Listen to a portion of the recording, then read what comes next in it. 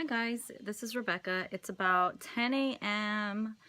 in the morning, and I'm not sure where you guys live, but we live in the Midwest, Cincinnati, Ohio. And I just wanted to show you guys how beautiful it is outside right now. This is after a couple days of snow, so some of it's already melted, but it's just really pretty. So I'll show you outside the window. You can see outside before we get started on our video, but that's pretty much the view here right now. So anyway, let's go ahead and jump right in.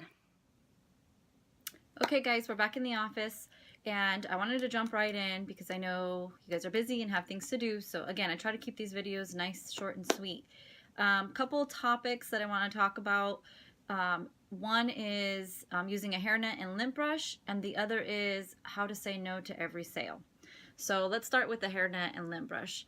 When you're getting ready to start taking your photos, make sure that you're not only using the lint brush on the product itself or your item, like the shirt or pants, whatever it is that you're selling, but also on your backdrop.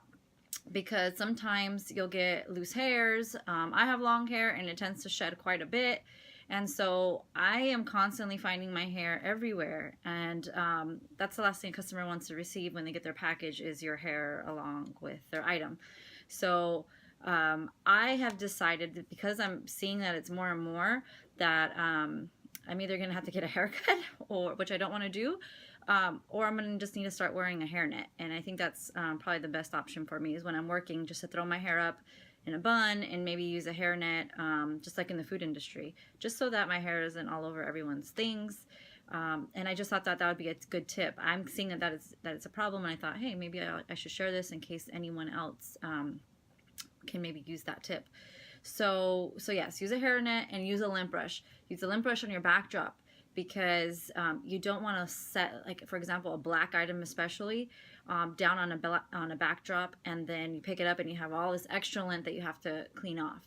So clean your background, and I'm more talking about like flat lays for this instance.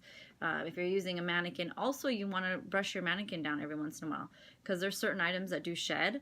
Once I had this like wool coat that actually did shed a little bit, and it left all these little shavings on my mannequin, and then I went and put, I can't remember if it was a navy blue or black item on there after, and there was all these little hairs, and it just created more work. So just make sure that you're just doing a little bit of prep work before you set up your items, and it goes a long way.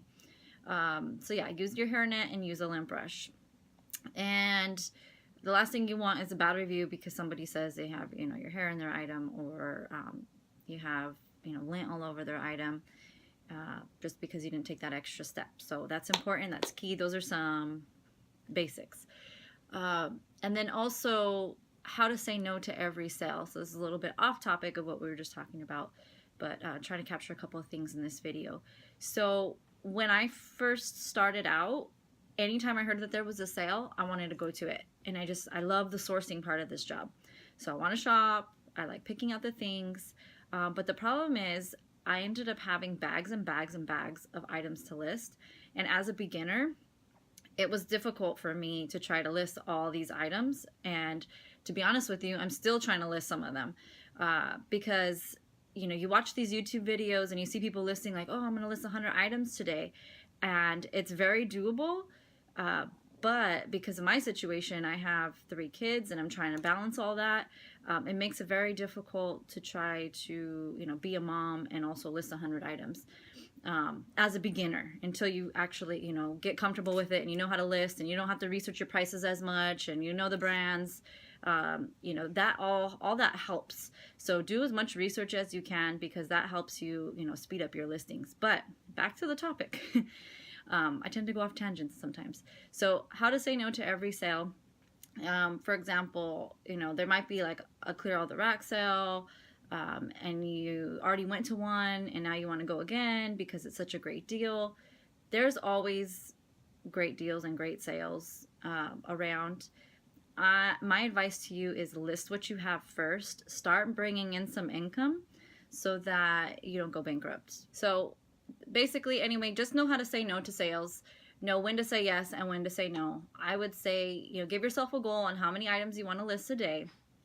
And, you know, yes, you want to take advantage of those great sales when they come up, but if you have 100 to 200 items sitting that need to still be listed, know when to pass it up so that you don't overwhelm yourself. Otherwise, you'll never get these items listed, and it's not a good deal if it's sitting in your closet and no one's looking at it and no one's buying it. So make sure that you pace yourself, and just, you know, just have a goal, write it down, and try and stick to it. That's basically it. Hopefully you enjoyed this video. Give me a thumbs up if you do, and please subscribe. I have plenty more coming around the corner, and really hope that these are helpful. And if you have comments or anything you'd like to share or would like me to make a video about, please again use that comment section below, and make sure to let me know what you would like to have a video on, and I'll do my best.